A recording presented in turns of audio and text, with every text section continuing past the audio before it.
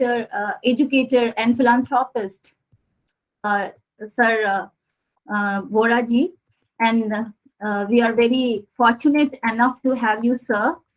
So we are going to listen to him, and he's presently a chairperson and president of Business Excellence Inc. USA, and he'll be addressing us on the topic career development guidance. So the session is to be presided over by Sir Professor R.K. Jha, who is currently a senior professor in the Department of Philosophy and Religion, Banaras University, Varanasi. And I welcome you both in the session, sir. So before inviting our speaker for his talk, I'd like to introduce him to our participants. So Manu K. Vora is this time presently a chairman and president of Business Excellence Inc., a global quality management consulting firm. He has over 48 years of leadership experience and has guided Fortune 500 companies with Baldrige Performance Excellence Assessment. For over 30 years as an adjunct professor, he teaches operations management courses at business schools. As an adjunct professor, he teaches operations management courses at business schools globally. He has contributed to over 680 educational institutes worldwide.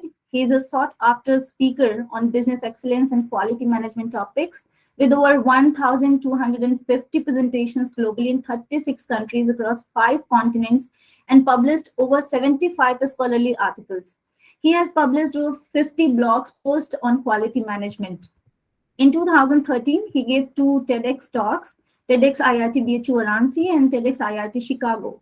Since 2013, he has delivered soft skills and quality management topics using technology to over 680 colleges or universities globally, benefiting over 1.1 million students, faculties, professionals, etc. In 2016, he delivered a project management for organizational excellence, a giant course approved by the MHRD Government of India at his alma mater, IIT BHU. In 2016, he was appointed a Fulbright specialist by the US Department of State and completed his first Fulbright specialist project at IIT BHU in March 2018. He has BTech honors, IIT BHU Chemical Engineering 1968 batch. So basically, he's an alumnus of this university. And his MS and PhD in Chemical Engineering from Illinois Institute of Technology, Chicago, and an MBA with Marketing Management from Keller Graduate School of Management in Chicago. As the founder, director, and president of Blind Foundations for India, BFI, he and his team has raised over $6 million to help over 2 million visually impaired adults and children in India. He received an NRI of the Year Award 2018 in Philanthropy from Times Now and ICICI Bank in Mumbai, India. Dr. Vora has received 60 awards and honors for his outstanding professional service, including Fulbright Specialist appointment from the US Department of State, and he received 40 awards and honors for his lifelong community service, including US President's Volunteer Service Award. And in March 2022, he was recognized for his social work in education and healthcare by the World Book of Records, UK. In 1968, he received J.N. Tata Scholarship in India to pursue his graduate work in the US. So he's doing a lot, and we are really hopeful that our students are going to get benefited from his lecture. One more information, which is very necessary to tell all of you, that his profile will be published in Jewels of India, Volume 2 book, showcasing 100 Indian Americans in the US on 20th January 2023. So we are fortunate enough to have you with us, sir. Without further ado, I invite you for your talk. Over to you now, sir. Okay. Thank you, Dr. Nitiji, for a very kind introduction. Greetings to Professor Rajesh Kumar Jha. Many thanks to my good friend, Professor Jyosna Srivastava, and she is the one who contacted me a few months back and try to get my talk organized. So thank you so much, everyone, for supporting my talk. Now, today's talk, yeah, go ahead. Thank you, Manu sir.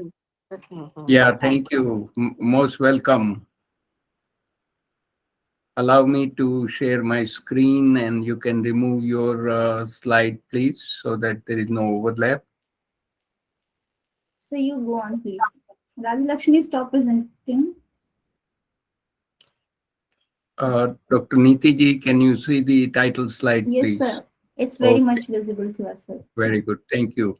And may I request everyone to stay muted during the presentation, and we will take Q&A through the chat box, and Dr. Niti ji will moderate the questions, and I'll answer them as best as I can. Okay, so good morning to all of you, those who have joined. It's my real delight to be talking at my alma mater, BHU, 64 to 68, long time ago. The career development, the focus is there are 4 pillars of success. The very first pillar is the importance of planning. Secondly, understanding our own strengths and leveraging them throughout the life. Third, importance of soft skills. And fourth, giving back to the community and providing the service for nation building. And this is the best lesson we can learn from Pandit Madan Mohan Malaviya ji, Mahamana. And that's one thing I learned from the Temple of Learning at BHU, that we need to do something for the society. So we'll talk about that. A couple of short YouTubes, and I would request all of you to write down 2 key takeaways from the brief presentation I'll be sharing in the next 1 hour. So let's begin with the first item, pillar of success for developing your career and guiding it throughout your life. And that is the importance of planning. And here we can use Dr. Deming's cycle. Briefly, Dr. Deming, along with Dr. Juran, were the 2 scientists sent by the US government to Japan after World War II to rebuild their industrial economy. And they taught them quality management, process improvement, process management, and understand and did it well. So they produced the finest electronics and automobiles in the world. Dr. Deming's cycle has 4 components: plan, do, study, and act. So important thing to remember that we need to have a 10% excellent plan for the career, but then don't stop at just the planning, but you need to focus on 90%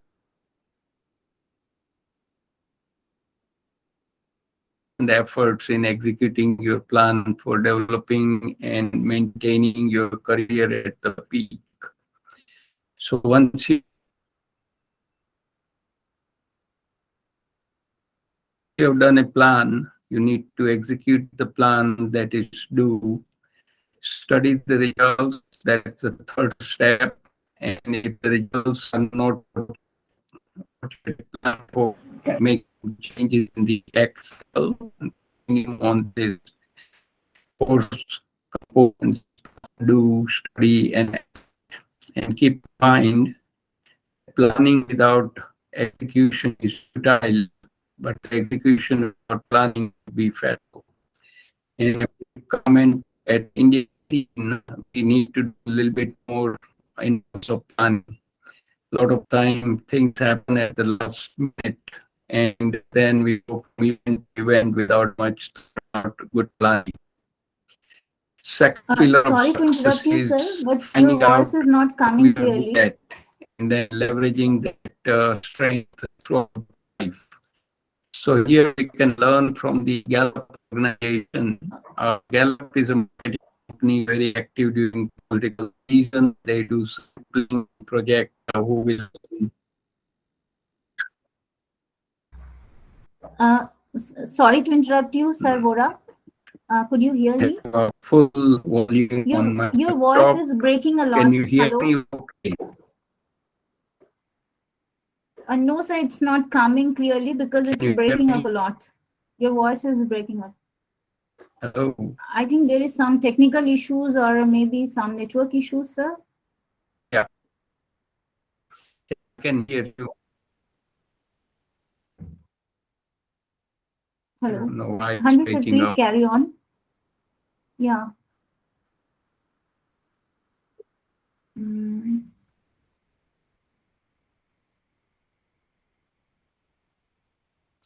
my network is fine. I have a high internet, and this I do. Most I've done. Yeah, I don't know why it's happening, but anyway, I hope things are okay at your end. My side is all right here. Okay, sorry for the interruption here. Can you hear me okay now? No, sir, it's the same. Dr. Nitiji, Sir, am I coming clear? no, sir, your voice is not clear at all. It's breaking a Oh, lot. Like we are putting a lot of efforts to I'm not understand getting what you are saying. feedback. Are you able to? We are just trying to get what you are saying, sir, but your voice is really breaking a lot. Sorry to say that. May you please reconnect, sir, or maybe you can reshare your slides, or maybe there are so many tabs open on your laptop. That's why the technical issues are occurring. I'm not sure what's the issue, but please check it out once.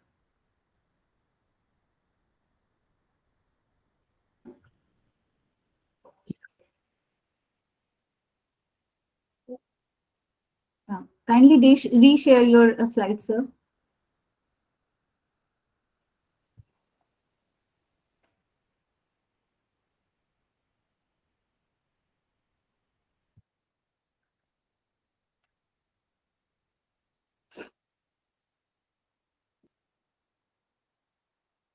Yeah, I'm doing that right now. Now your voice is clear, sir.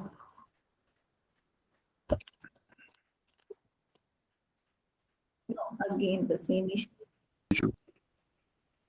Okay, so here I'm so sorry, sir. Again, the same thing is happening. Lots of breaking.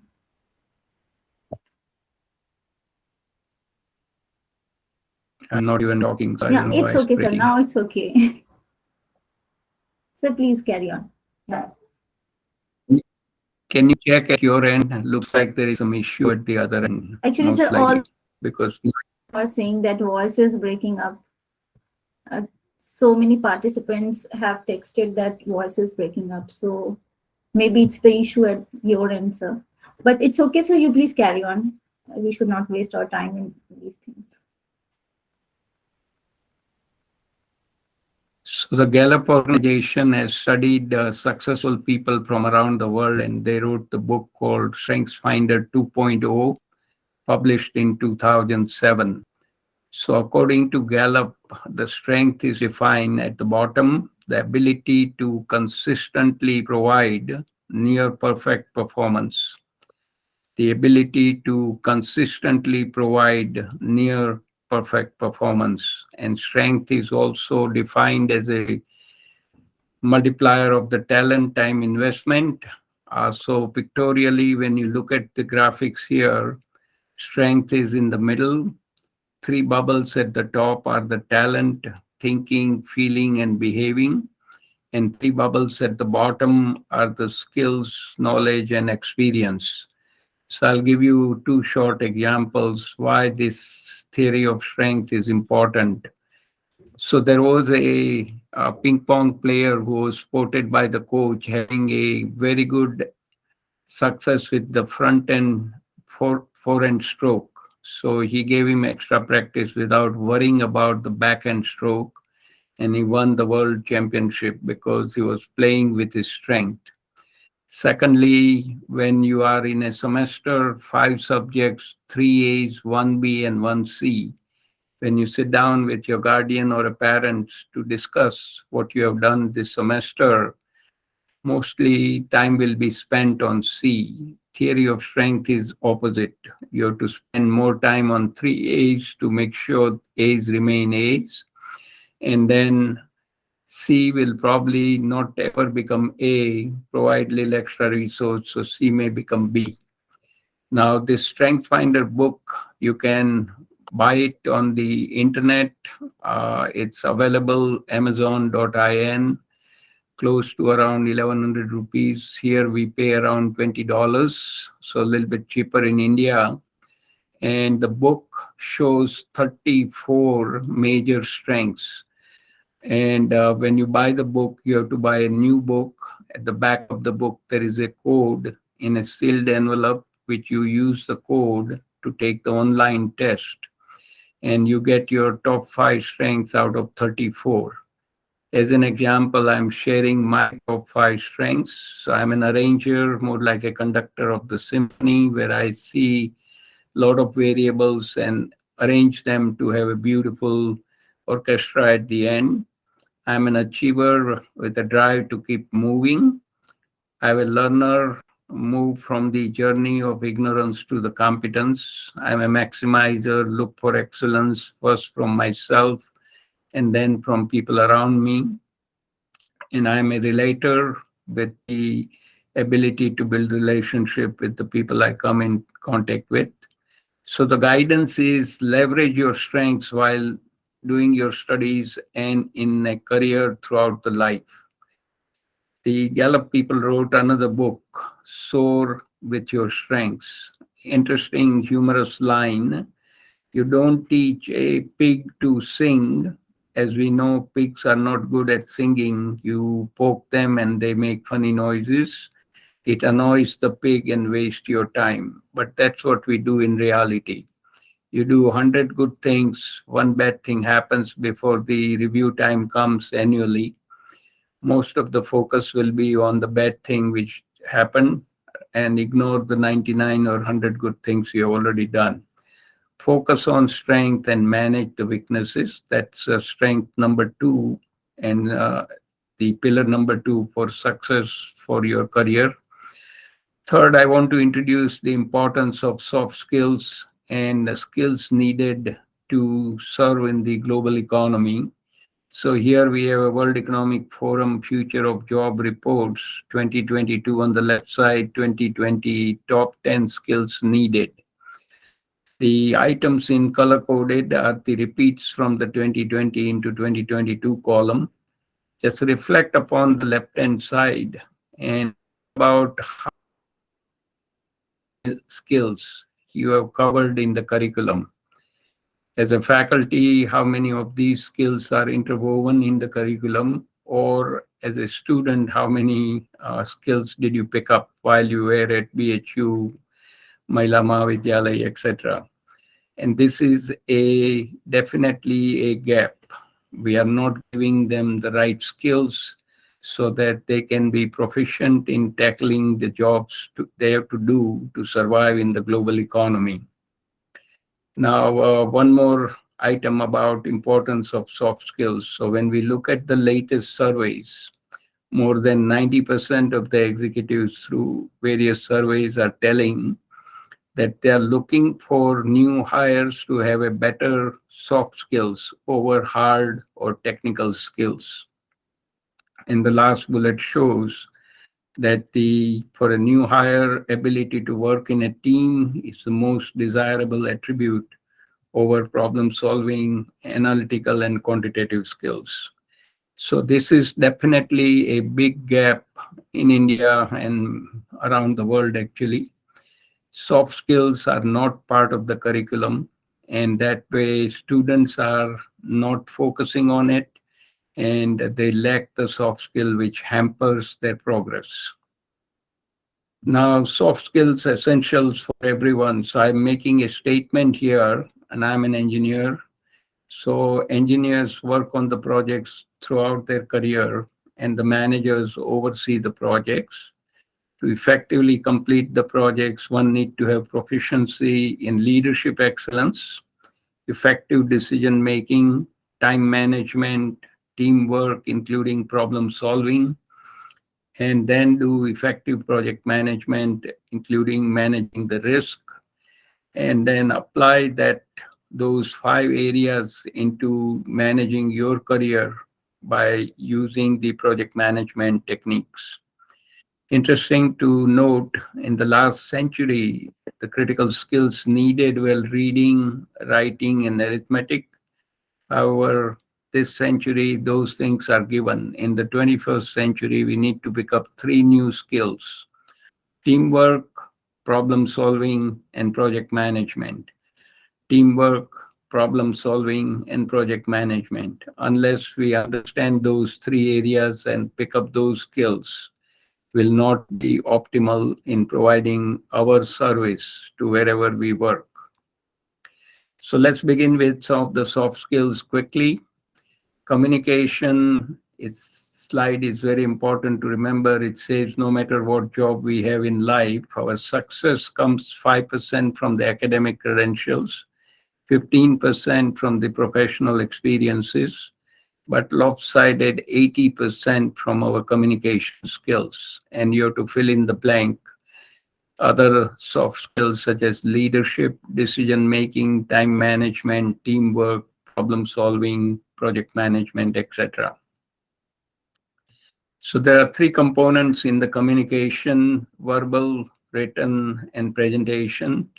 Each one of them have to be appropriate and clear.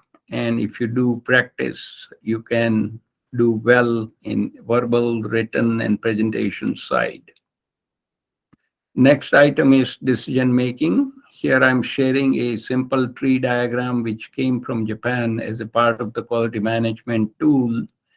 On a single piece of paper, you can put a lot of information and move from a major decision to the final outcome. Now, as the COVID-19 is receding, it's the time to think about going on a vacation. That's a decision level 1.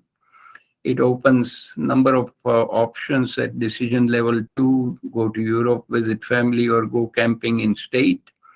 And for each of the decision level 2, there are more options at decision 3, leading to specific outcomes. So you can trace your journey from decision 1 to 2 to 3 and see the final outcomes.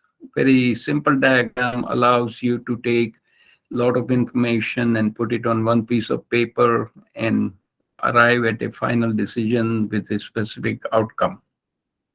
So this applies to selection of the branches. And most of the students are in the Department of Philosophy and Religion. So you've chosen your discipline. Now, in my case, I went to engineering, and then I did the MBA with the marketing. So business side, my wife is a medical doctor. She just retired. Some of you down the road may enter into the law profession or any other areas where you find your calling.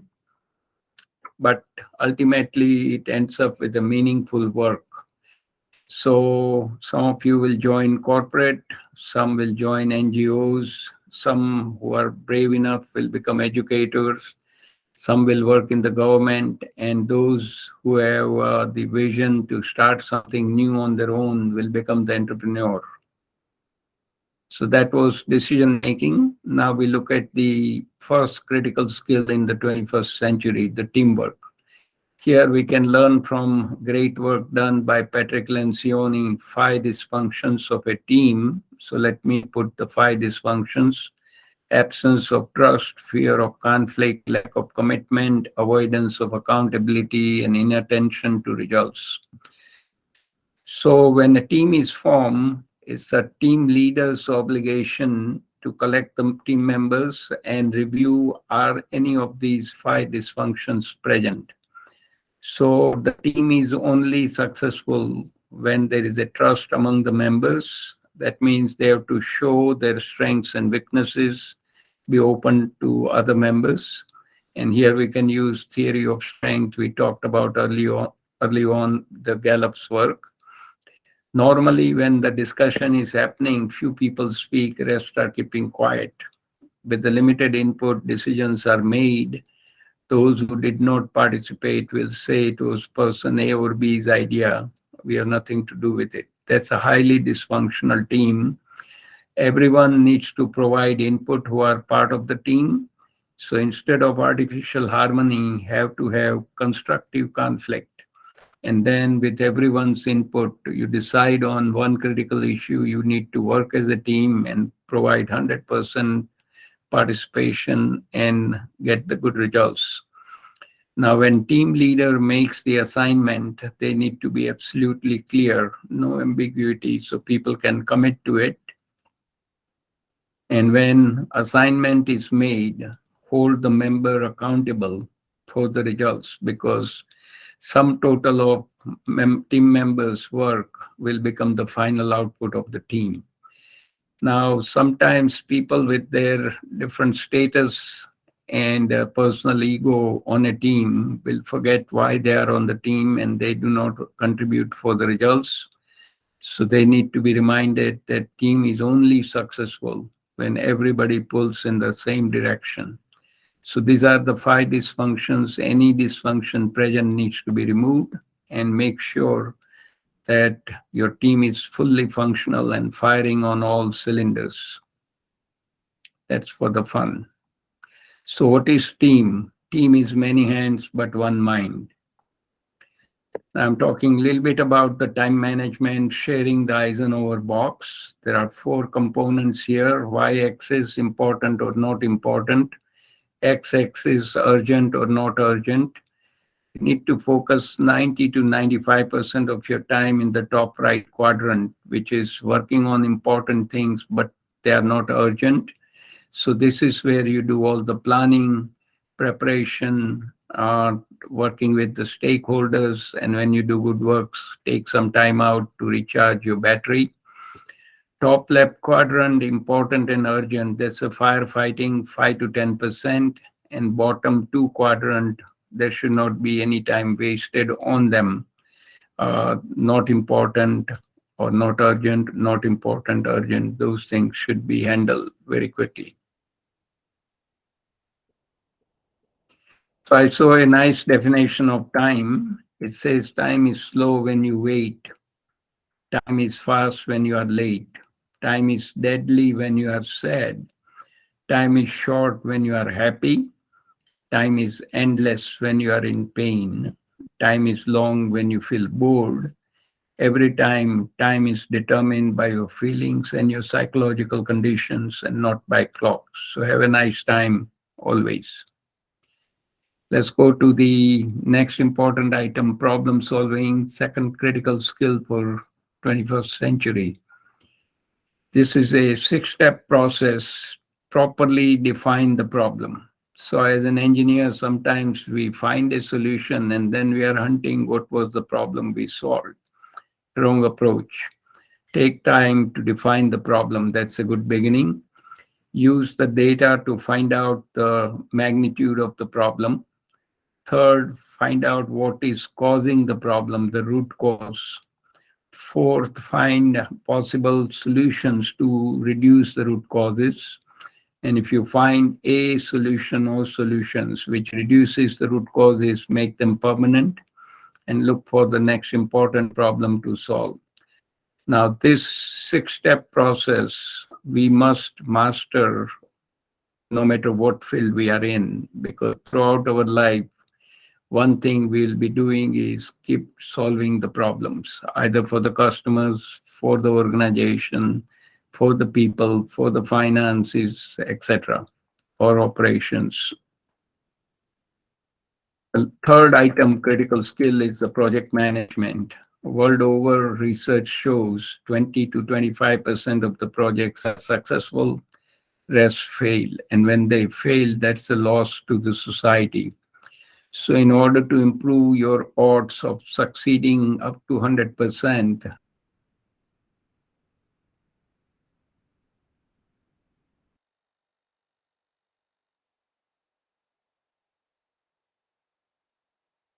is the project team must plan around the facts. Normally, the higher up bosses have a tendency to do something which may or may not be feasible to do. So they will just tell you, do this and do that. Wishful thinking. So you need to have facts.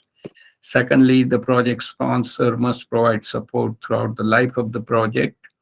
Third, the team must be faithful to the project management process. The team must honestly assess the progress and the risk. And fifth, all team members must put their weight in solving their part of the issue and bring it together and make this excellent outcome on a project. So if you manage these five crises of silence as a project leader, you are more likely to get up to 100% success. The last item in the soft skills is the change management. Now, the decisions we make as a student or a professional at a given point in time will continue to change because we confront new circumstances, we have our dreams changing, and we come across variety of experiences. So if we are prepared and if we are flexible with the decision making, we can take advantage of the new opportunities knocking on the door. And I'll briefly mention that, first of all, my major strengths were chemistry and mathematics during high school and first 2 years after high school. So I chose to enter chemical engineering, which served me well. And after coming to US master's PhD, I started working in chemical industry. There was a downturn. I was in the market looking for a job, started doing my MBA in marketing management, and got picked up in telecommunication by AT&T Bell Labs. And there I specialized in quality management, started teaching quality management at the business schools. Along the way, started managing several NGOs, including the one I'll be talking about, Blind Foundation for India. And also continue to get into many fields, and this comes naturally to me because my first name is Manu, and as we know, Manu is the first person ever born according to Indian mythology. So I get involved with so many new things and I enjoy it. So the point was that I've changed my career many times, from chemical engineer to telecommunication expert to quality management, academics, non-profit, and so on and so forth. Now, the last pillar of success, the community service. I want to share with you two live cases which I have been personally involved with since 1989, the Blind Foundation for India with the free gift of sight, and soft skill program in India for the last 9 years, free gift of knowledge. So let me quickly run through it.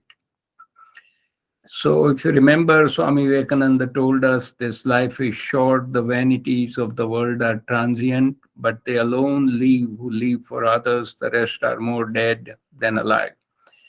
So one thing we definitely need to do is do something for others. Now, John F. Kennedy told us that for those to whom much is given, much is required, and that applies to all of you. Very fortunate to be at the great place where either as a faculty or as a student, you are getting the best education, but you need to do something for others as well. The goal of education is the advancement of knowledge and dissemination of truth, not just memorizing the facts and giving it back. Now, this is a French-American person in the 18th century, Atheni the Grele says, and very important thing to remember, I shall pass through this world but once. Any good thing, therefore, I can do, or any kindness that I can show to any human being, let me do it now. Let me not defer it or neglect it, for I shall not pass this way again. We all have one life to live, and if we can do something for another person and help them in whatever way we can, world will be so much better for it.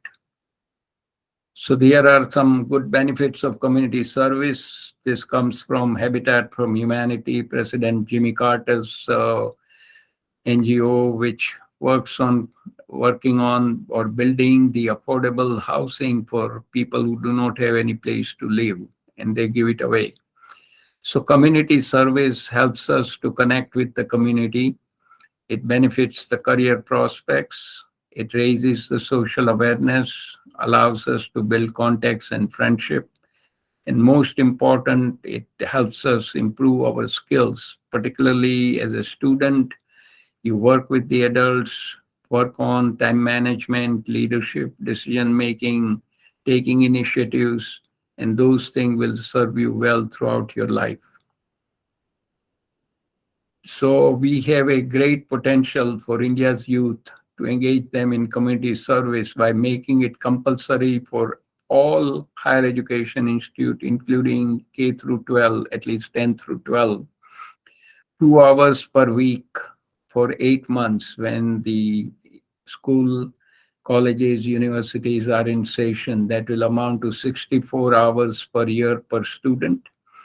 And some data from 2021, 250 million students in higher education institute, leading to 16 billion hours of community service. And we add faculty to it, additional 80.6 million hours.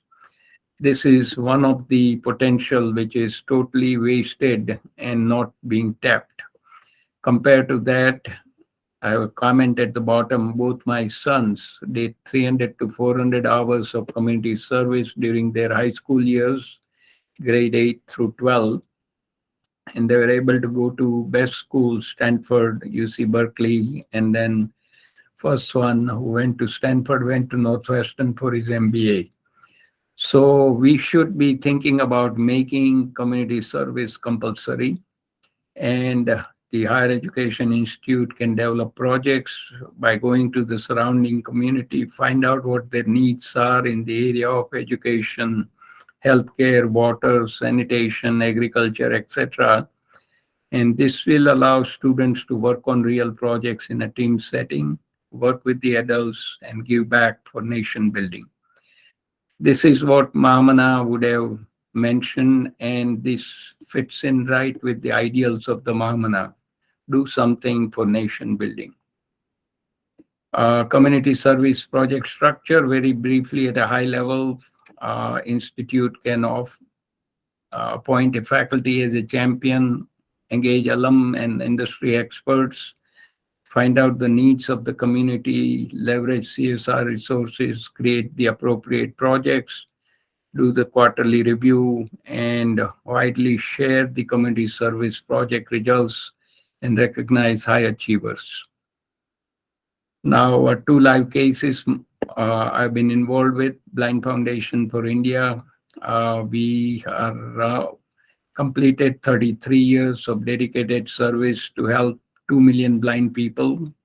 And our website is blindfoundation.org. Mission is very simple: to prevent and cure blindness and to provide education and rehabilitation to permanently blind people in India. India has a 15 million blind people, 1 out of 3 in the world, and 2.3 million develop cataract every year due to age-related issues. 2 million blind children, only 5% get any education.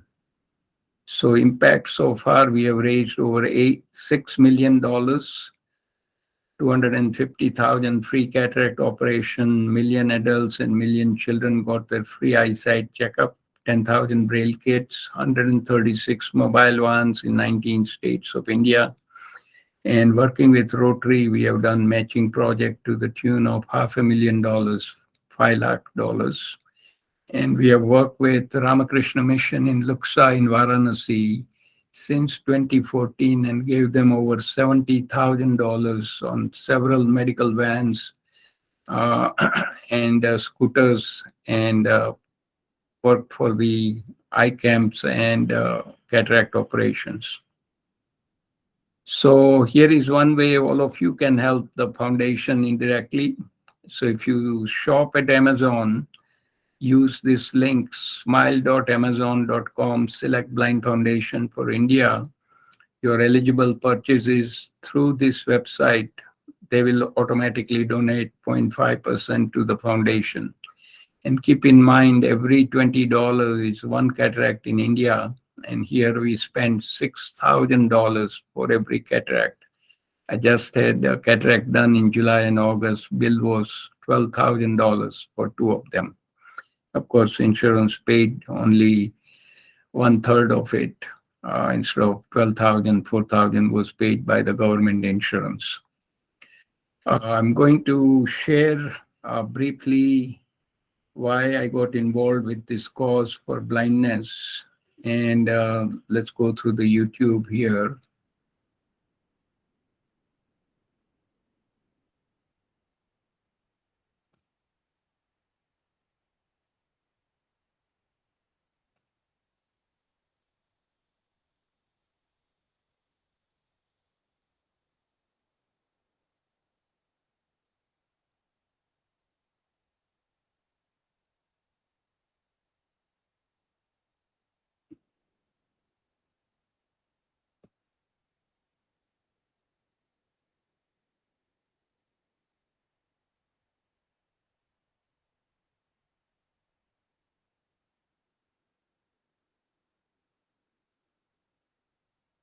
Any problem, Niti?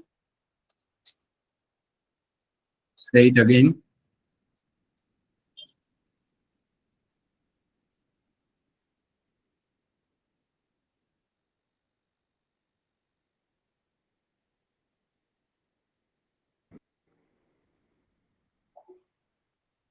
Sir, sorry, you're not audible to us.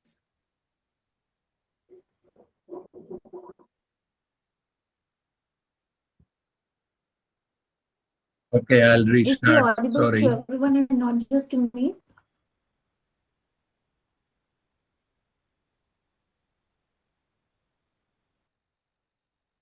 Okay, just 1 second. Let me redo it.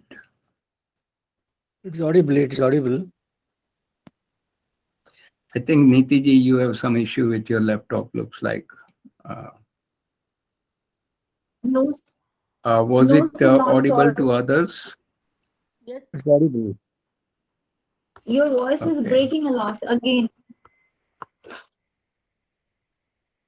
Sir, I don't know what I can do sir, with it because You were sir, you audible, sir. please, You are sir, audible, you sir. please, You are audible. stop your video. No, Niti ma'am. Sir is audible. I think your laptop has some issue. Nitiji, get it fixed. We got so much disturbance because of that issue. Everybody else was able to listen. I don't know why. It's not a good way to do it.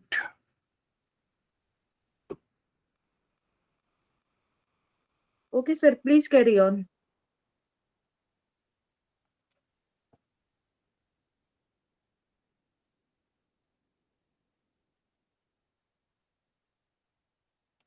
I'm not able to share now. You're taken over.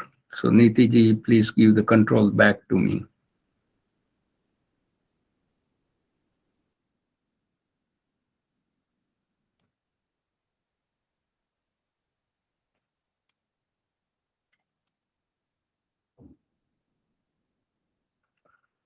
One person should confirm that whether you are able to hear it. Yes, it is audible. Yeah, just 1 second.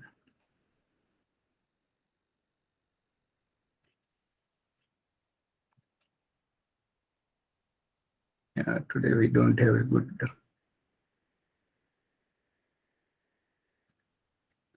I can't hear myself here.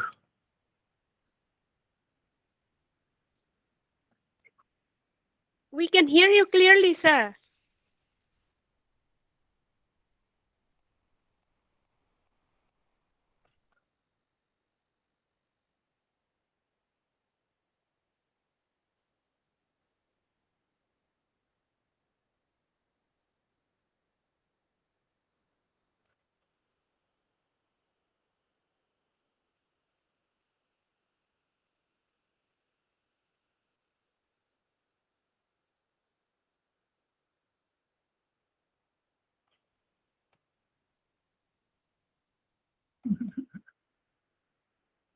Let me do the sharing and let's hope this time it works.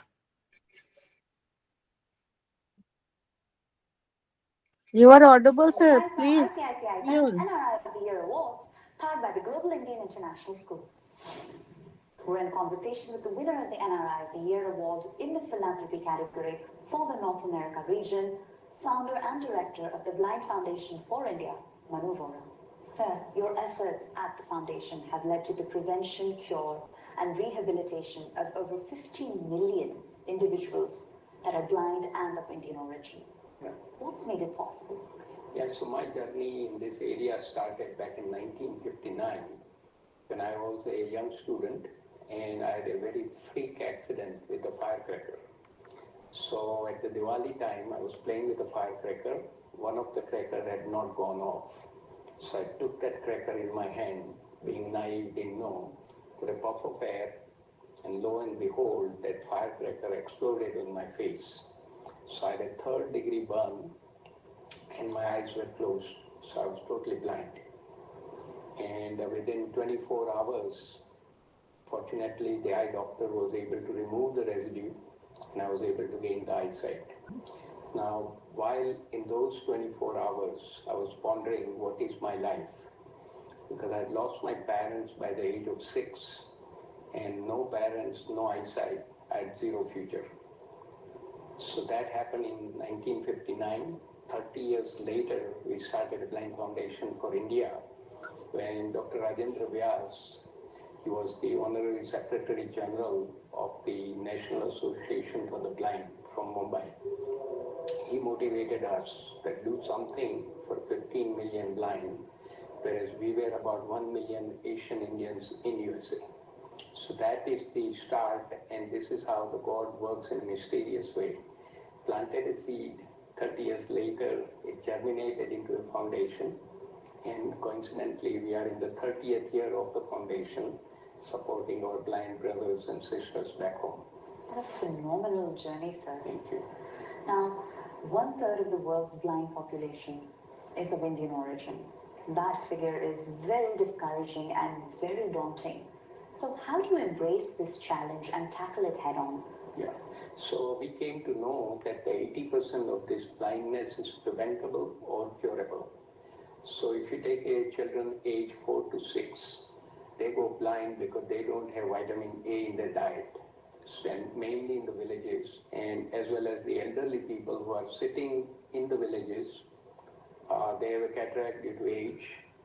Their children don't want to spend any resource to get the cataracts out. So they are needlessly sitting there as a blind people. So our effort is to prevent the blindness through vitamin A to young children. Cure is by removing the cataracts in the villages for the people. Education, we have given braille kits to the children to study with the sighted kids, and rehabilitation to get them some jobs so they can earn their own living and make them self-sufficient. And some of the things we have been doing for the last 30 years is creating a trust with the donors. We are totally transparent. We have a website, blindfoundation.org. People can go and take a look at it. We have volunteer organization. Nobody is paid a single penny. And we get all the volunteers to help us to manage the foundation. We have done so far 200,000 free cataract operations, 10,000 braille kits. We have given 128 mobile vans to take doctors to the villages and bring the patient back for cataract. And so far, on an overall basis, 1 million adults have their eyesight checked free of cost. And about 900,000 children, mainly in the government schools, their eyesight are checked to prevent them from going blind. You're transforming lives. And so there's of course no substitute for the gift of vision. What can others do both within India and NRIs outside of India that are looking to rally behind this cause? Right. So I think the issue is twofold. One is we need to be aware. I was not aware when Dr. Rajendra Vyas came. He told us, and he opened my eyes, that so many blind people, and also the impetus is 80% is preventable or curable, and it takes only a small amount of resource to help our brothers and sisters back home. So people can open up their purse and donate, and also reach out to the communities within each of their residence areas to make people aware that this is a serious challenge. Whatever we do little by little, it adds up and it becomes a big thing at the end of the day. And there is one stanza in Sanskrit, Tamso ma jyotir gamaya, God kindly lead us from darkness to light. Now, if we take it on a metaphysical level, God kindly lead us from darkness of ignorance to the light of knowledge. And my simple request to all the NRIs around the world is, India has invested in us so much in the early education. Wherever we are sitting in the world, we can give back our knowledge, and all the NRIs who are settled, they do not need money.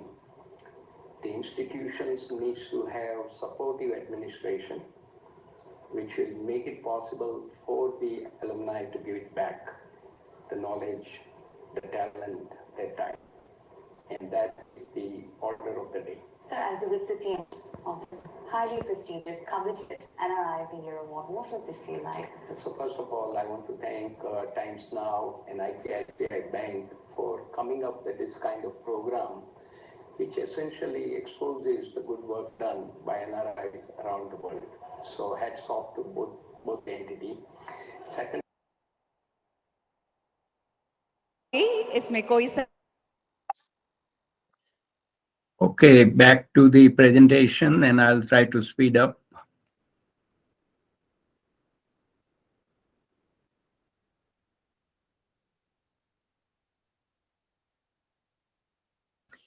So this was the event on 11th of July 2018 in Mumbai. Shri Kiran Rijiju was the chief guest from the Ministry of State at that time. It was a wonderful program, around 250 people in attendance. Now we focus on education and we look up to Mahamana. So he says that I have no desire for kingdom, no desire for heaven, no desire for moksha. The only desire I have is to mitigate the sorrow of the living beings who are ridden with sorrow. I want to shine light into the darkness before people's eyes. In other words, educate people so that they can do something good for themselves and the society. And knowledge without humility is worthless.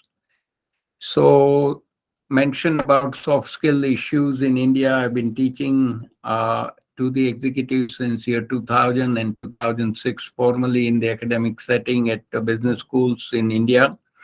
Come across brilliant students, but they all lack soft skill because they don't focus on it. So we started this leadership excellence series, 12 sessions, 6 shown in blue on soft skills, 6 in red quality management topics. Did this as a trial test, pilot test run at IIT between 2014-2016, expanded it to 100 different colleges and universities throughout India. The link is shown, American Society for Quality, and so far we are now tracking 1.1 million people benefiting from the soft skills program. This was the team at the IIT 6 people at the top are from American Society for Quality, 12 people at the bottom, including 3 faculties. They are from IIT side. We received the D.L. Shah Quality Award in Silver category at the Quality Council of India, a National Quality Conclave, August 2016 in New Delhi. My wife was with me traveling, and this was for delivering soft skill using the technology to Indian universities and colleges. Now, in 2016, I was in India. Swami Nikhilesh is shown here in the top right picture in the middle. He was with the Ramakrishna Mission in Vadodara. Currently, he is the Adhyaksh at the Rajkot Ramakrishna Mission. He took me to Gandhinagar, capital of Gujarat, where at Isaac Studio, AJ Shah, shown in white shirt, he has retired. He was a commissioner of higher education. Gave me 45 minutes to talk about effective time management, where via satellite we connected with 450 colleges and 500,000 students, 500,000 students benefited on this important topic. The link shown here is the professionally recorded YouTube. And interestingly, I've shared my presentation with Dr. Niti ji, with Dr. Josna ji and Dr. Sarita ji, and they will be sharing it with all the attendees after my talk is over.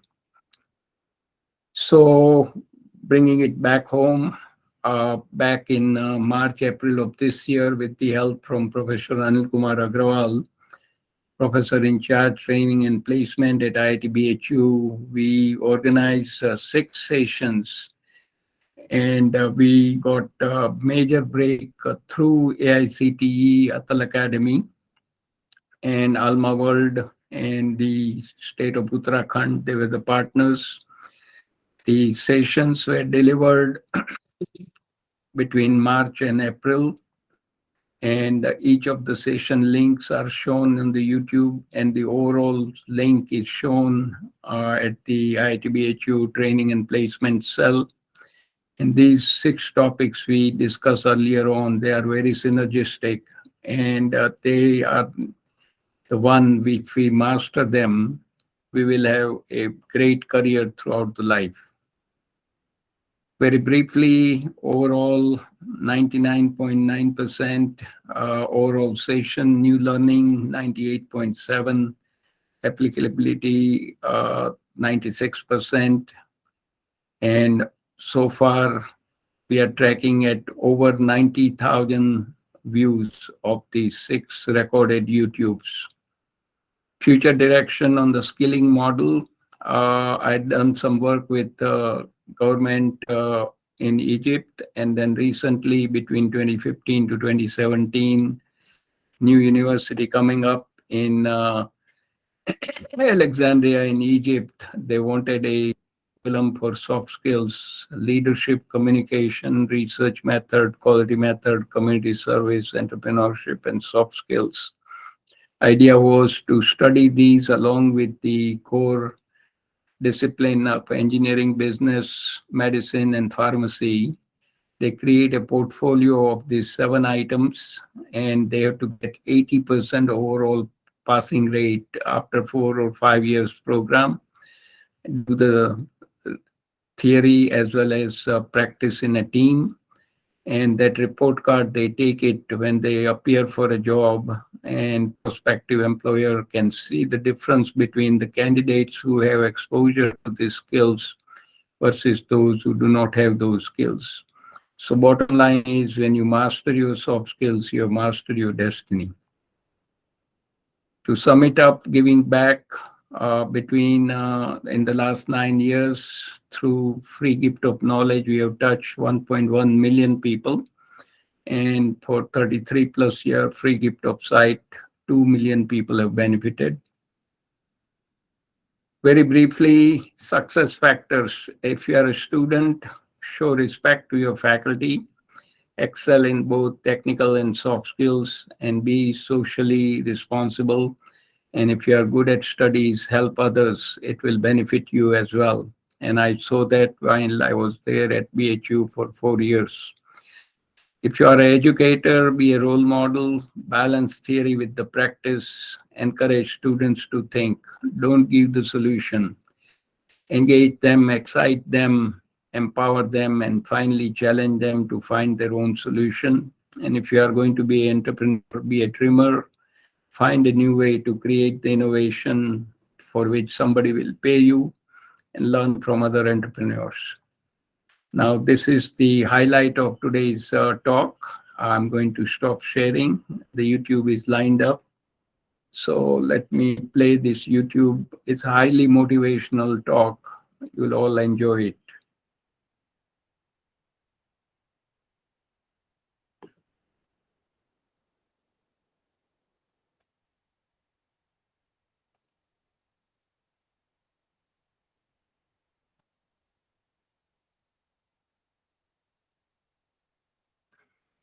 Oh, I was born in Fallsby, West Virginia. And I went by where I was born last night, about 10:30. I was born in a cellar at home, delivered by Dr. McGraw. We had 1 bedroom for my sister, myself, and my parents. We had a half bath and a kitchen.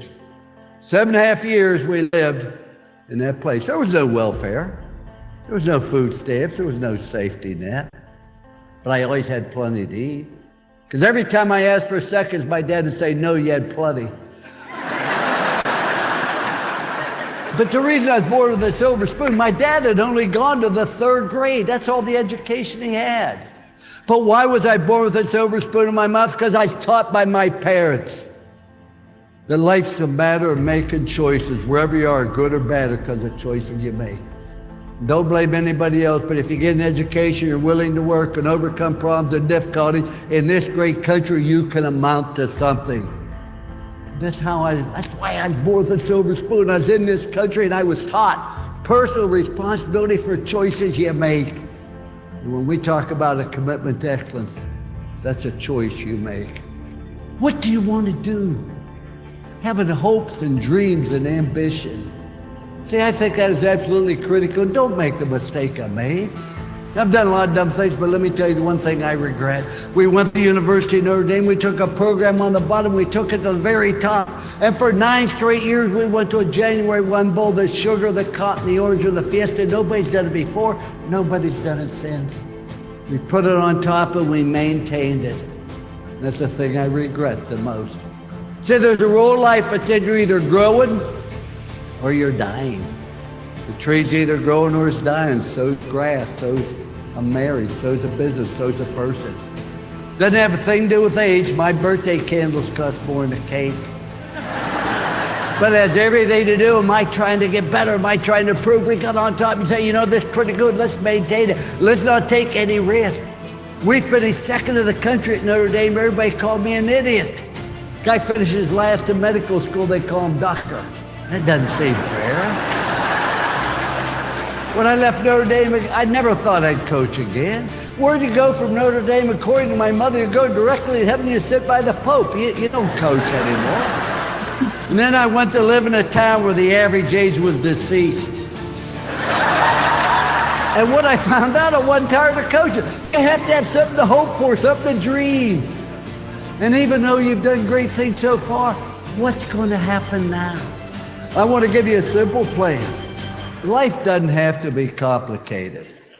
I try to keep life simple. Do you realize there are only 7 colors of the rainbow? Only 7. Look what Michelangelo did with those 7 colors. There's only 7 musical notes. Look what Beethoven did with those 7 notes. There's only 10 numbers. Look what Bernie Madoff did with those 10 numbers. The point I make is it doesn't have to be complicated. See, you need 4 things in your life.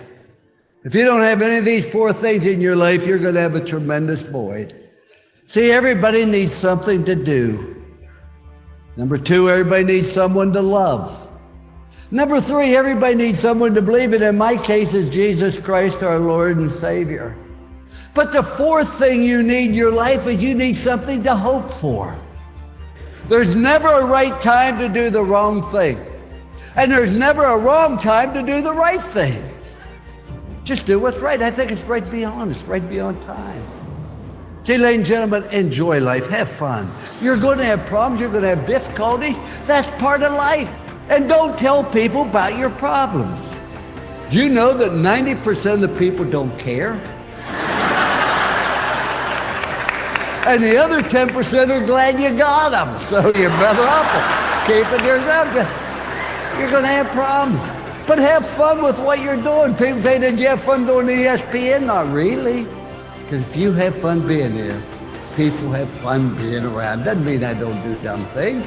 And sometimes I wasn't real honest. Do everything to the best of your ability with time allotted. You know, ladies and gentlemen, not all of us be All-American. Not everybody can be first team. Everybody can be the best you're capable of being. And I want to tell you, if you want to fail, you have the right to fail. That's what's great about this country. You do not have the right to cause other people to fail because you don't do everything best your ability. When you join a spouse, you bring a child in the world, you join a business, you join a team. You have obligation, responsibilities, and you owe it to other people to do the maximum you can at each and everything you do. It's not complicated.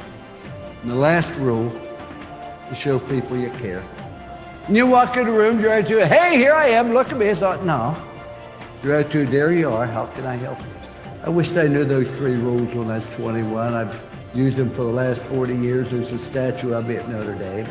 I guess they need a place for the pigeons to land, but if you go look at it, just don't look at 3 words on the pedestal. Trust, commitment, love.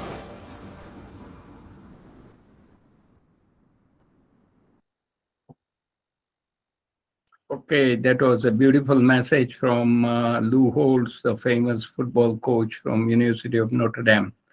I'm going to wrap it up with two more slides, and we are done.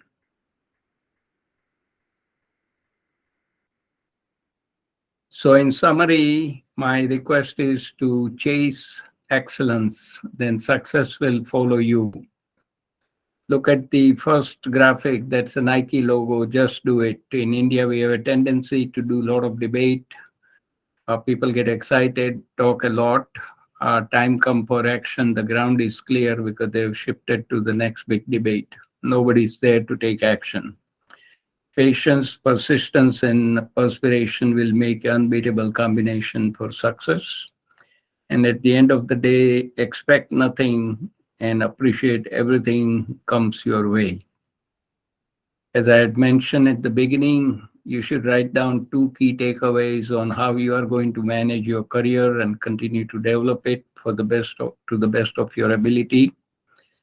And at this point, again, my special thanks to the organizers and allowing me to share my thoughts on this very important topic. And now, I believe Dr. Niti Singh, she had some difficulty with the laptop. I don't know whether she's back. If she's back, great. If not, we can begin the questions and answers through the chat box. I am here, sir. Thank you so much, sir. Thank you so much for your valuable guidance and words of motivation.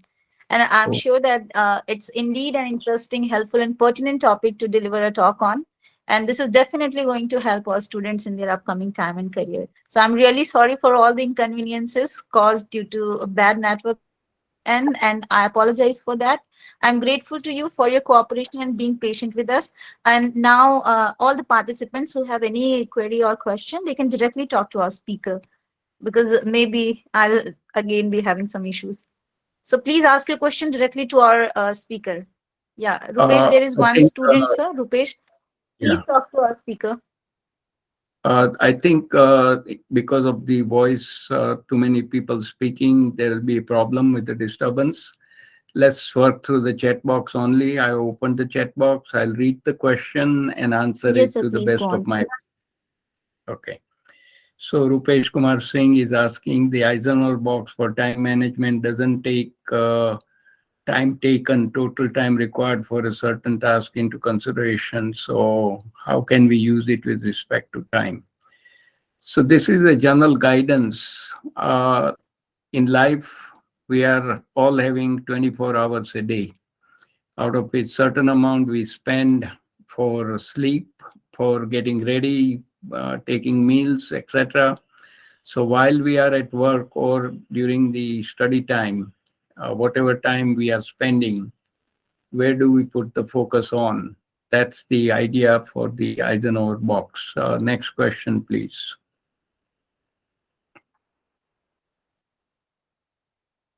It's a macro solution we are looking at, not the micro solution. It's up to the individual to spend whatever time they need to tackle the task given to them and provide results. Whether you are doing the study, finishing the project, or working at a company, organization, or doing whatever you are doing to finish the things in time.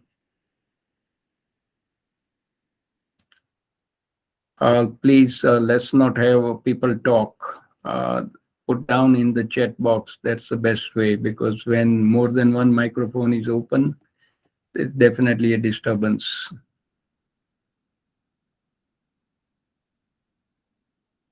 We have several faculty here. Your comments or questions are welcome. And at a minimum, write down 1 or 2 key takeaways from the presentation. I think that will give us some idea of what you have learned from it, rather than just be there physically, but what are you gaining out of it? So that will be another way to start the dialogue here.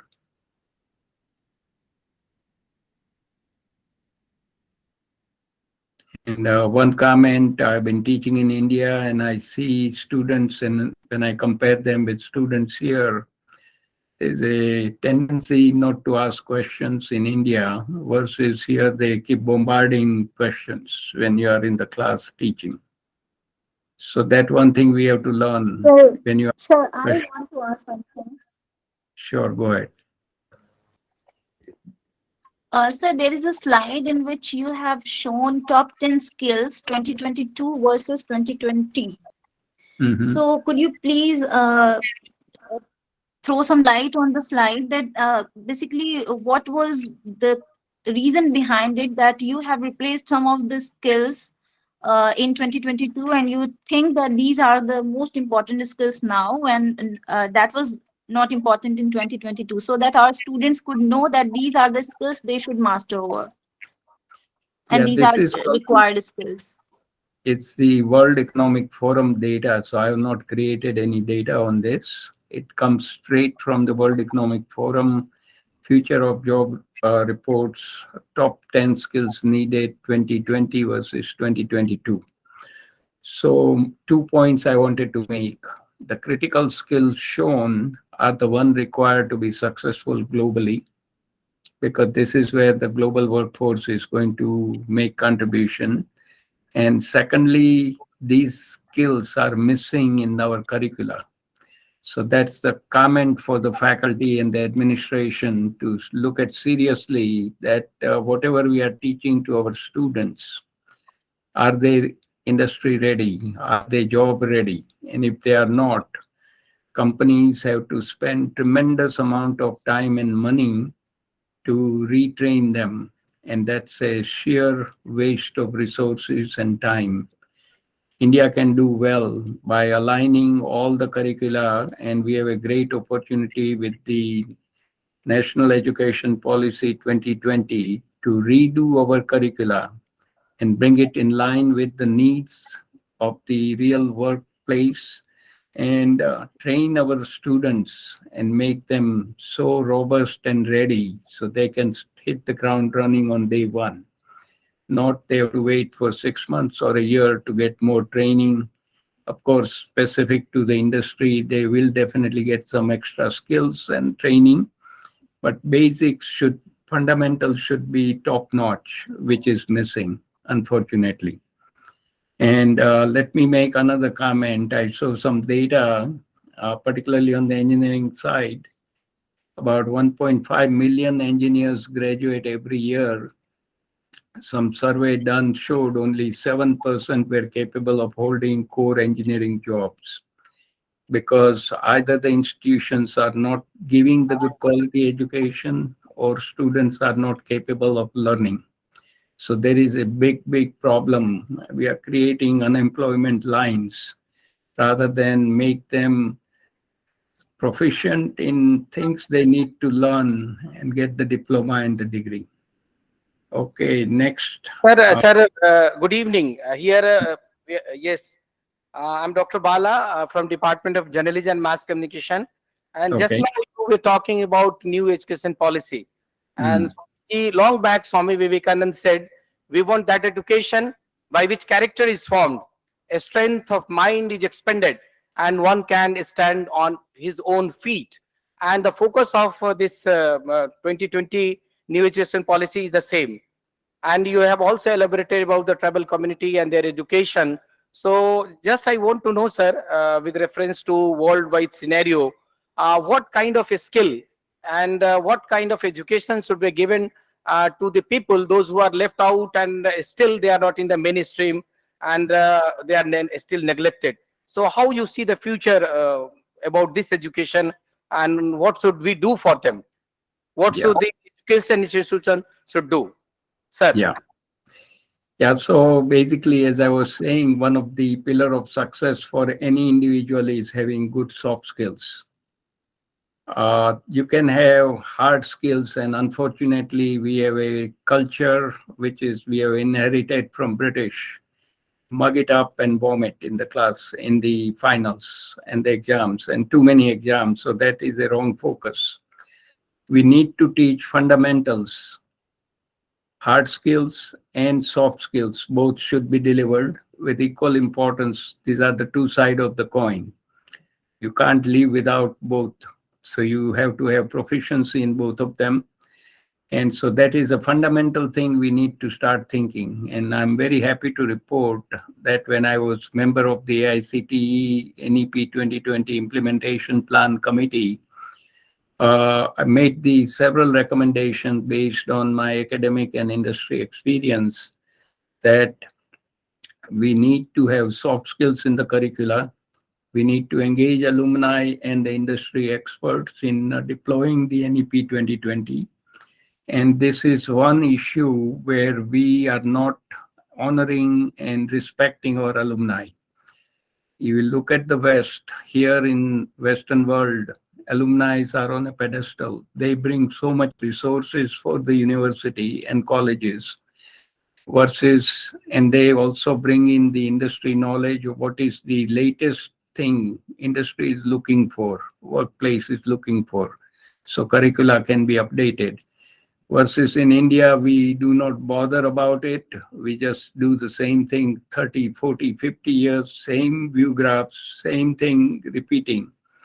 And that is where the problems are. Faculty needs to have up-to-date teaching learning process. And I'm happy to report that for the last 30 years, I have started a new way of doing the teaching that is collaborative, experiential, and outcome-based. Team-based learning, which is lacking in India, is all solo learning. They need to be required to learn from the best industry practices by looking at the top journal articles, do the discussion, learn others' perspective, and then at the end of the program, one semester, write down a reflection journal, what 3 things they have learned and what 3 things they will take it forward and how they are going to do it. So, and happy to share that 2023, 1,000 plus faculties throughout India are learning in a collaborative, experiential, and out learning. So we need to make the teaching learning process very robust for the teachers to empower the students, because unless we give it to the faculty and make it best, they cannot deliver it to the students. And don't neglect your alumni, don't neglect the industry experts, and bring them on board. They don't need money. They are willing to give the contribution provided the administration is open. And I can also tell you that with the previous Vice Chancellor, we had started a soft skill program at BHU where Dr.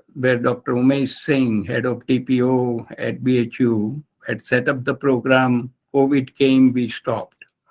Unfortunately, with the current administration, we did not get the permission to restart the program, which was on a pro bono basis. I don't need money. Just wanted to help our students at BHU, but administration doesn't have much interest in doing the free stuff. So this is where we have problems. So thank you so much, sir. Thank you so much, sir. Yeah, you're welcome. Yes, sir. Please continue. If somebody want to ask question, they can come forward, unmute yourself, and please ask question to our honorable speaker. Please. GP Das from Bhubaneswar, there is a question in the chat box. Please attend to that. Yes, I'm looking at it now. Okay, Ganesh Prasad Das, what skill a student in philosophy would be expected to acquire during undergrad and postgraduate? Yeah, so this thing, technical side, hard skill, your faculty will tell you what skills you need to master. But the soft skills are universal. Leadership, decision-making, time management, teamwork, problem solving, project management. If you can master those soft skills on your own, or hopefully the faculty will get the good guidance and put it in the curricula, then it could be taught to the students while they are at the institute there. But soft skills are universal and they are the one lacking. Okay, next one is from Ashutosh Singh. Thank you for thought-provoking talk. So thank you very much. India is to emerge as Vishwaguru. It won't be smooth, and we are carrying on the same education system.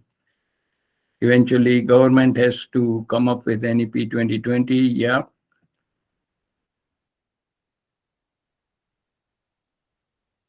Okay. What are the key amendments you believe our nation needs to make it education system so that students not only industry ready, but train average minds into becoming powerful and good souls and accelerate our progress as a nation? So my first question is, NEP 2020, July 29, 2020, policy was approved by the central government.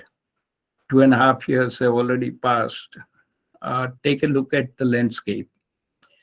There is a shotgun approach. People have done at the institute whatever they wanted to do and declare the victory that we are done with NEP 2020. It's a 15-year journey. By 2035, we have to systematically implement that 66 pages of national education policy put together by the great team headed by Dr. Kasturi Rangan. Unfortunately, in India, we have two issues. One, the implementation is lacking. And secondly, there is a tendency to do things in secret. So if you are an institute doing something, you don't want to share your results of success or failure with others. And I have a very simple suggestion. So first, understand what are the major challenges we are facing. There is no structure. There is no systematic way to deploy it throughout India. And 2.5 years have passed. There is no accountability of what they have done. Now, in the other side, AICTE has come up with the recommendations for short term, that was first 2 years, medium term, next 3 years, and last 10 years, the long term. 3 of them with various steps to be taken to systematically move forward and fully deploy by 2035. Unfortunately, institutes are not following it. And from what I understand on the ground, there's a tendency to give it to 1 or 2 people. Generally, the dean R&D takes over. He or she, generally he, in most of the engineering education area, they do things in isolation. Rest of the institute have no idea what's happened and what's going to happen. So there is a lack of strategic plan on deploying the policy.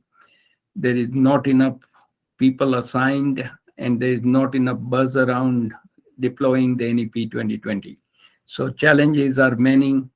Unfortunately, still we do not have the simple path forward. I'll leave it at that. Okay, next item, please.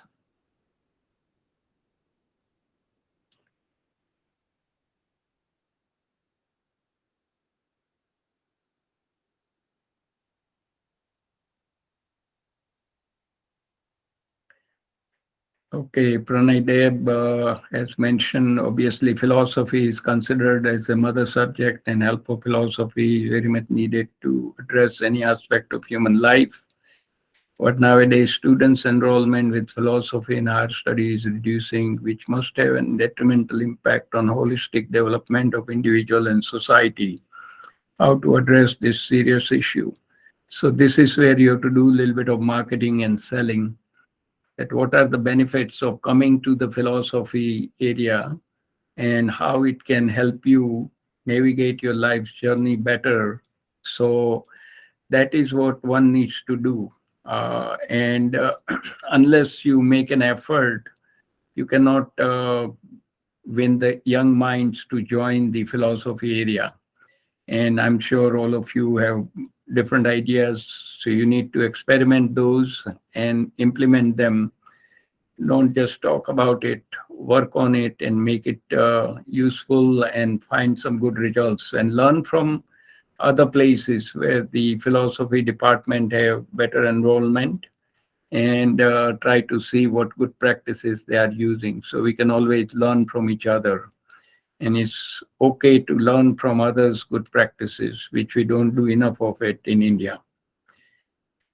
Okay, I don't see any further questions, and I believe you have next item coming up. That's a valedictory session. Okay, there is a Priyansh Yadav. How can problem solving be taught from the very starting in schools? And also, what part is more essential in problem solving? Theoretical knowledge or direct experience of the problem? Okay, so you saw that 6-step problem solving method. Now, what you can do is you can learn about the theory of solving the problem, but you can only learn well when you actually work on a real problem in your own field. So if you are talking about at a very young age, a challenge can be given to solve a simple puzzle or simple issues to the students by systematically going through the problem solving steps. And once they master it, increase the complexity of the problems they need to focus upon and solve them. Likewise, when you are at the university, in the colleges, more and more actual problems should be assigned, and one needs to focus on solving them in the team setting, not individually only. Because keep in mind that in the workplace, success comes from the teams, not just from individuals alone. And that's the part which is missing. And I can say that 64 to 68, when I was there at the campus, studying chemical engineering, I never had a team project. It was solo projects only.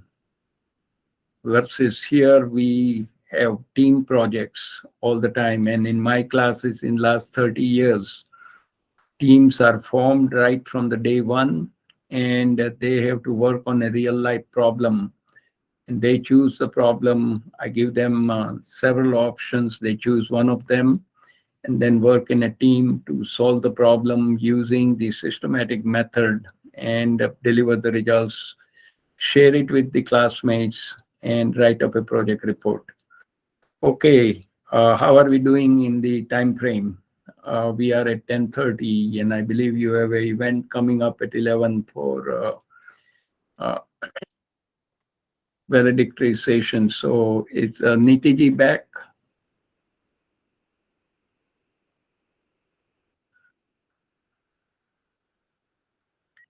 Yes, Priyansh Yadav. More hands-on things we do right from the beginning, kindergarten onwards, we will be more proficient. And I'm sorry to say I'm not very handy because all I did was study the theory all the way until the BTech graduation. Little bit, very little, some lab time, but coming here, the way of learning was totally different. Inquiry-based learning for master's, PhD, MBA, case study approach, and that same method I've been using it for my students, and they enjoy it. They would work hard, but at the end of the day, they get the more out of it. Okay, Josna ji, any comment? Thank you so much, sir, for your fruitful lecture. And it's very nice lecture. And everyone is benefited from your lecture. Thank you so much. Thank you so much, sir. Yes. Yeah, and thank you for inviting me. It's my pleasure.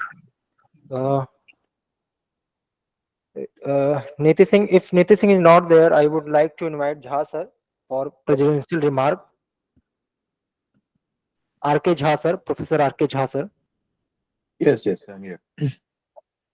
Well, respected Dr. Manu Vora ji, Professor Jyotsna Srivastava ji, Dr. Niti, who is not here right now, but still, Dr. Bala Nakhendra ji, and many other faculties who are associated online with this program, and our dear students. At the outset, I would definitely like to say that we are feeling privileged to hear the lecture from Dr. Manu Vora. And I do not have any doubt in saying that, we must have all benefited a lot from his lecture and his motivational talk, especially our students, because for them, it could be life changing. nothing short of that. If they have listened carefully to it, and or in future they go carefully through the YouTube linkages that have been provided by Dr. Manu, I'm sure they will find something very useful, and something that they can actually put into their life and practice it and emerge as better individuals, and for themselves and for the society in general, even globally. So this is one opportunity which is not usually coming across us in the university. I mean, Dr. Manu has already pointed out the shortcomings that we have in our educational system in the Indian context, and I fully agree with them. I do not have any reservation in saying that there are problems. There are lots of problems, and he has very nicely and distinctly identified the problem areas.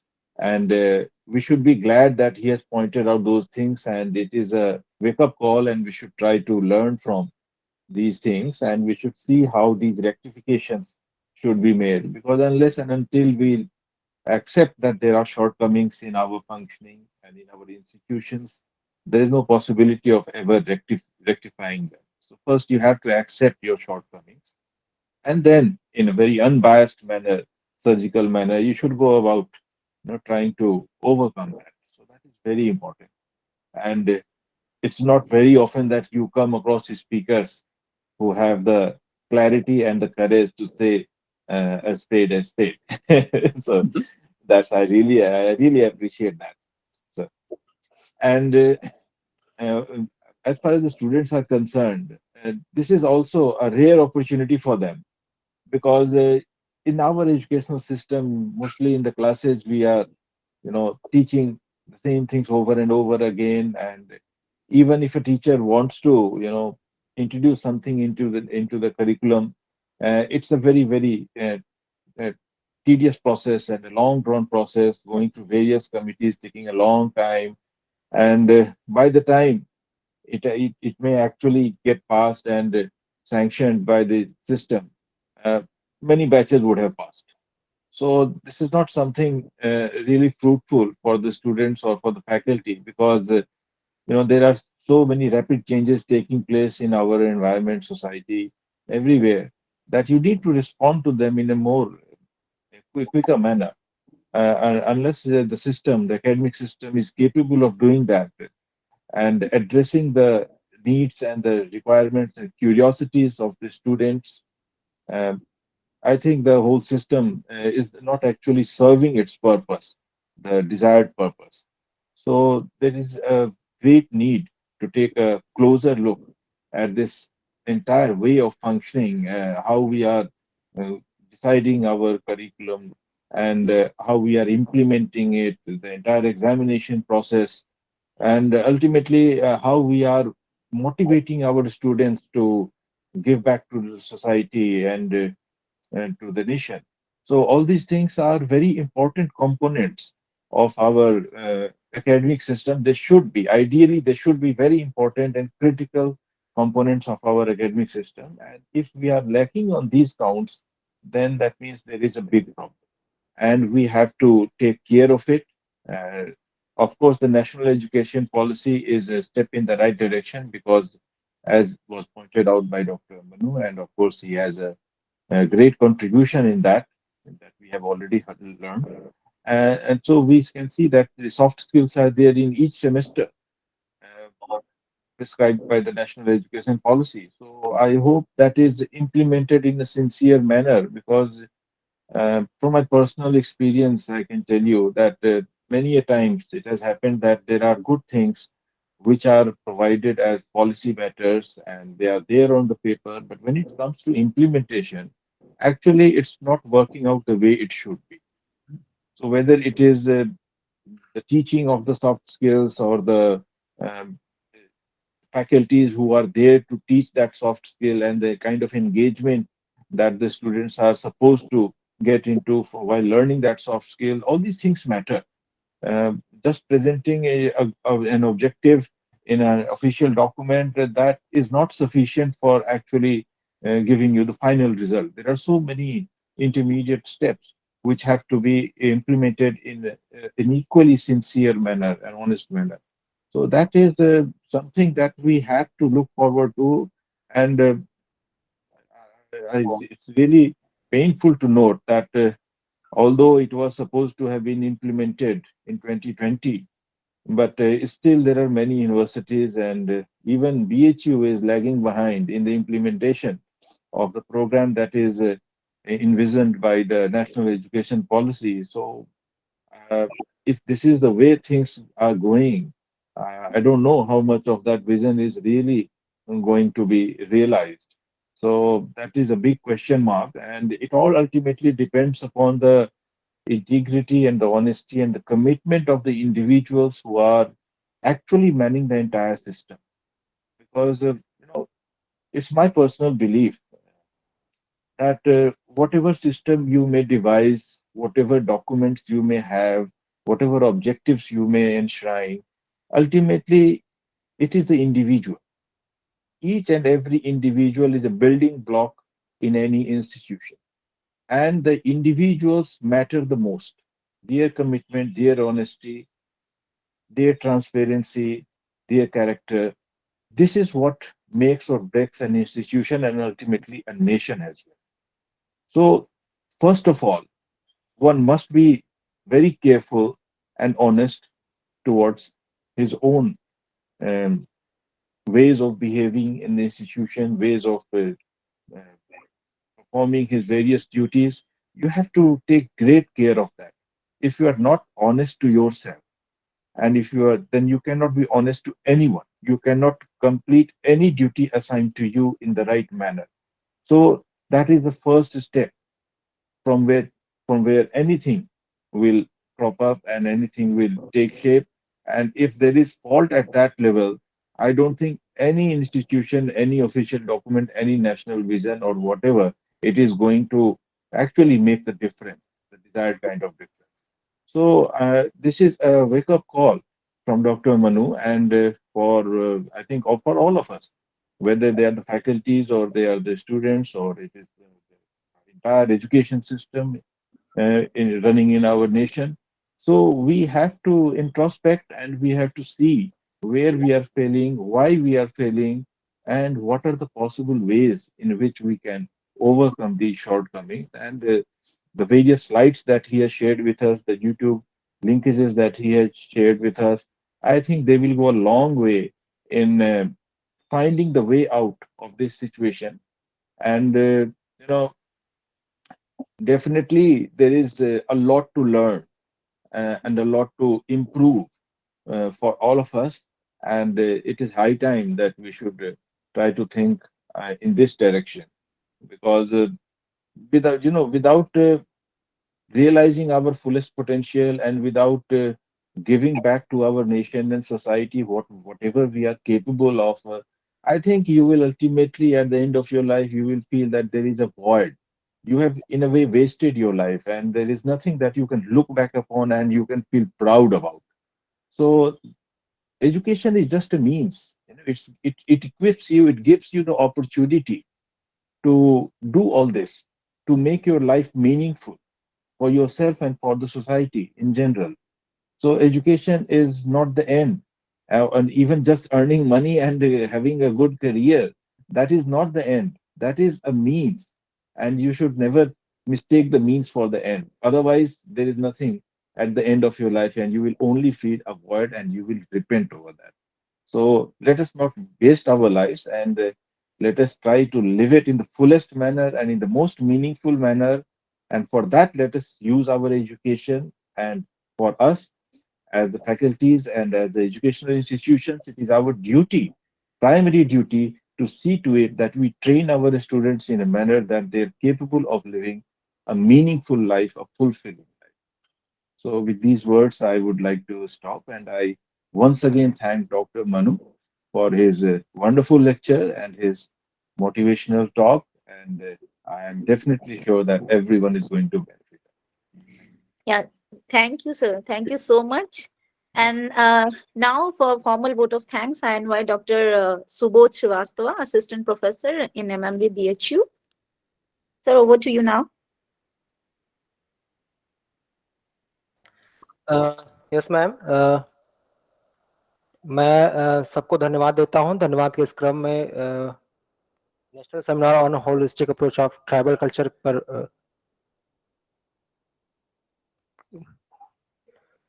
के लिए मैं speaker professor Manu Vora को मैं बहुत धन्यवाद ज्ञापन करता हूं, जो कि एक फिलैंथ्रोपिस्ट है। इस नजरिए से उन्होंने अपनी बात रखी। साथ ही साथ इसके दरमियान प्रोफेसर गणेश प्रसाद भी इस सेशन में मौजूद रहे। साथ ही साथ आनंद मिश्र सर, जो कि एचओडी हेड ऑफ डिपार्टमेंट है फिलोसफी डिपार्टमेंट से। साथ ही professor Jyotsna Srivastava ma'am, doctor Vivek Pandey sir, doctor Jay Singh sir, doctor Sarita Rani ma'am and doctor Niti ma'am भी कन्वीनर के तौर पर रही। आर के झा सर ने प्रेसिडेंशियल रिमार्क किया और निधि मैम भी रही। डॉक्टर ग्रेस डार्लिंग भी इस दरमियान उपस्थित रहे। सुप्रिया राय मैम भी रही और अभी जो क्वेश्चन किए डॉक्टर बालालखेन सर भी मौजूद रहे। और मेरे कई सारे स्टूडेंट्स कुल मिलाकर लगभग 45 के आसपास स्टूडेंट रहे यहाँ पर। और मैं इसके लिए बहुत सर आपको धन्यवाद देता हूँ। हमारा सेकंड सेशन भी शुरू होने वाला है, तो मैं सबको धन्यवाद देता हूँ। Thank you, Subodh ji, and thanks again to our speaker and president. Now, with the permission of the chair, I announce the end of today's session here. Thanks to one and all. Namaskar. Thank you. Namaste. Thanks. Namaskar, Manu sir. And thank you so Okay. much. Thank you, Jyotsna ji. Thank you. And stay well. Thank you. Oh, thank you. Okay.